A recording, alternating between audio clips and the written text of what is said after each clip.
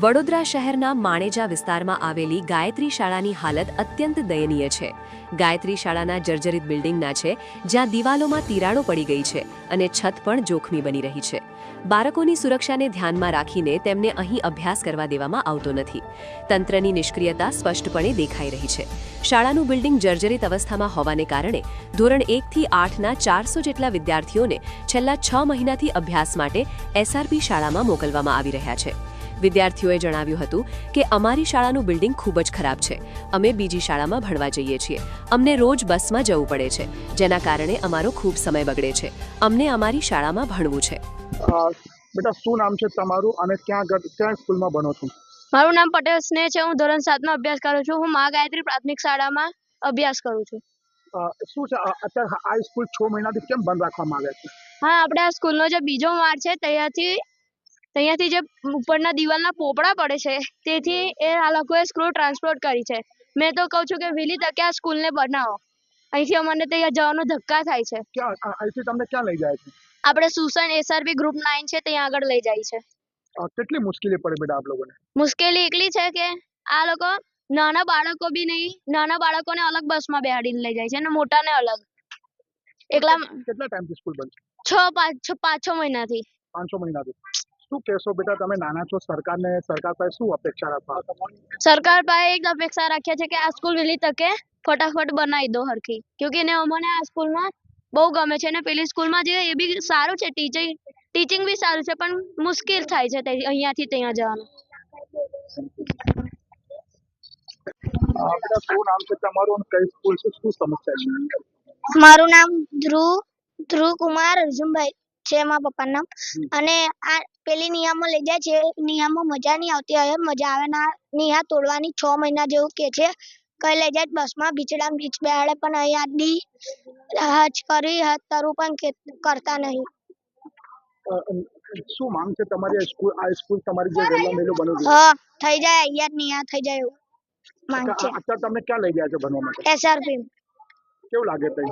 ના, તઈ મજા નહીં આવતી. આ નિયમમાં મજા આવે. કેટલા સમયથી આ સ્કૂલ બંધ છે? 6 થી 7 મહિના જેવું થયું.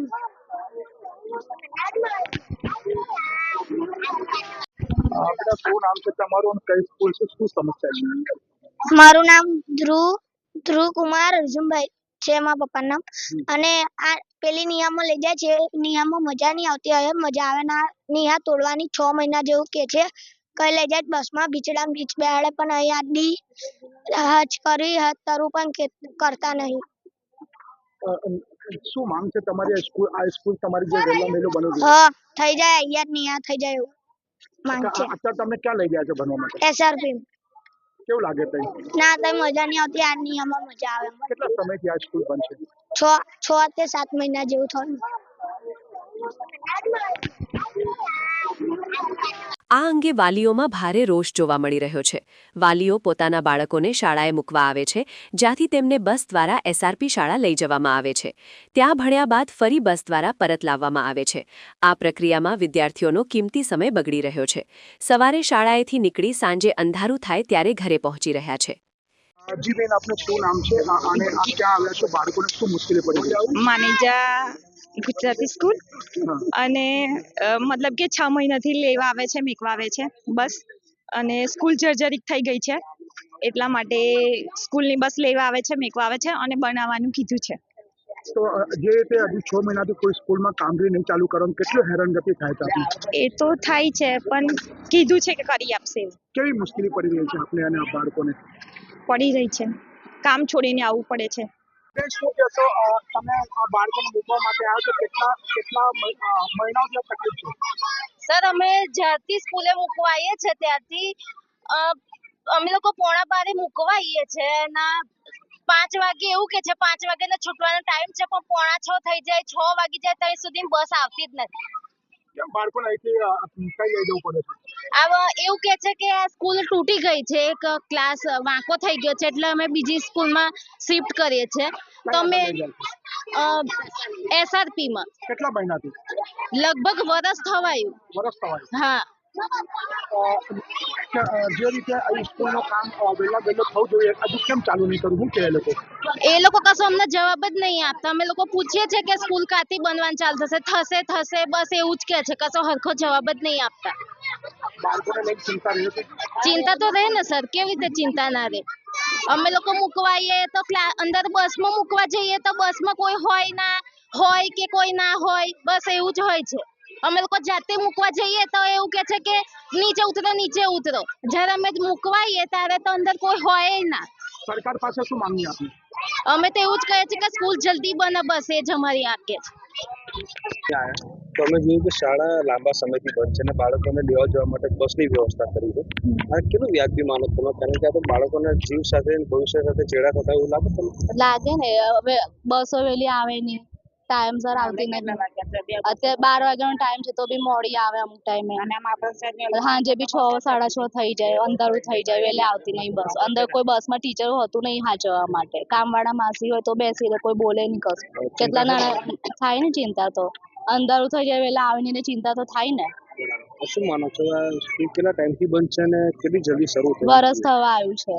અરે વરસ થવા આવ્યું તાલે તો સ્કૂલ બની જવી જોઈએ ને, પણ હજી કશું તોડ્યું બી નહીં, કશું કર્યું નહીં. એક ઈંટ બી નહીં હલાવી અંદરથી. તો માંગણી શું છે? માનો છો કે જો સ્કૂલ આ શરૂ થઈ જાય તો તમારું ઘરનું છોકરું ઘર આંગણે જ રહીને ભણી શકે? ભણી શકે. હા, વહેલી તકે બધાની માંગ એક જ છે કે વહેલી સ્કૂલ બની. શિક્ષણ સમિતિ દ્વારા વૈકલ્પિક વ્યવસ્થા તો કરાઈ છે, પરંતુ નવું બિલ્ડિંગ બનાવવા તરફ ધ્યાન અપાયું નથી. આટલું જ નહીં, જર્જરિત બિલ્ડિંગમાં શાસકો દ્વારા માત્ર 1 વર્ષ પહેલા કલરકામ કરાવી લાખો રૂપિયાનો ધુમાડો કરવામાં આવ્યો હતો, જેની હાલત પણ હવે ખરાબ દેખાઈ રહી છે. શાસકોના વિકાસના દાવા પોકળ સાબિત થયા હોવાના આક્ષેપ કર્યા છે. બાળકોના શિક્ષણ સાથે ચેડા થઈ રહ્યા છે. વિદ્યાર્થીઓ અને વાલીઓની આ વ્યથા ક્યારે શિક્ષણ વિભાગ સમજશે તે સવાલ ઉઠી રહ્યો છે. પડાવની વાતો કરનારા ભાજપ સરકારના શાસનમાં આ વડોદરા શહેરમાં તમે જુઓ કે માણેજા ગામમાં જે આ સરકારી શાળા જે કોર્પોરેશનની પ્રિમાઇસીસમાં આવેલી છે, કોર્પોરેશનના અંડરમાં આવેલી છે, એ શાળાની હાલત ખકડધજ હોવાના કારણે અહીંના જે ગામના બાળકો જે છે એ બાળકોને 3 બસમાં ભરીને આ લોકો પ્રતાપનગર SRPમાં ભણવા મોકલે છે. કેમ? તો કે ભાઈ આ શાળા જર્જરિત છે. પણ જ્યારે અમે શાળામાં આવ્યા ત્યારે જોયું કે અહીંયા બહાર મોટો શેડ બનેલો છે, કલર કામ થયેલું છે, આ રીતના સાધનો રાખેલા છે. હમણાં શેડ બનાવે એવું લાગે છે તો તમારે ત્રીજો માળ કે જે પણ જર્જરિત જગ્યા છે એને રિપેર કરતા કેટલી વાર લાગે? પરંતુ આ લોકોને, આ ભ્રષ્ટાચારી શાસકોને કોઈ ઈચ્છા શક્તિ નથી. તમે જુઓ કે બિફોર નવરાત્રીમાં 53 લાખ રૂપિયા ખર્ચી કાઢ્યા, મ્યુનિસિપલ કમિશનના અધિકારીઓ ગરબા રમ્યા અને ઝુમકા ગીરા પર ડાન્સ કર્યો, નાઇટ કરી, એમાંય ખર્ચો કરોડોનો ધુમાડો કર્યો. 1 કરોડ રૂપિયા જે પ્રજાના વેરાનો વેરફાટ કરો છો એ રૂપિયા તમે જો અહીંયા વાપર્યા હોય તો આ બાળકો ભવિષ્ય બનાવી શકે. ખાલી માત્ર સૂત્ર આપ્યું છે કે બેટી બચાવો બેટી પઢાઓ. કેટલી દીકરીઓ બધા જાય છે ત્યાં આટલા દૂર ભણવા, કેમ તમે નથી આ શાળા બનાવતા? કોંગ્રેસ પાર્ટીનો આ પ્રશ્ન છે અને આ વખતે મ્યુનિસિપલ કમિશનને તાત્કાલિક રજૂઆત કરવામાં આવશે. જો આ સ્કૂલનું કામ તાત્કાલિક શરૂ નહીં થાય તો કોંગ્રેસ પાર્ટી આ વખતે આંદોલન કરશે.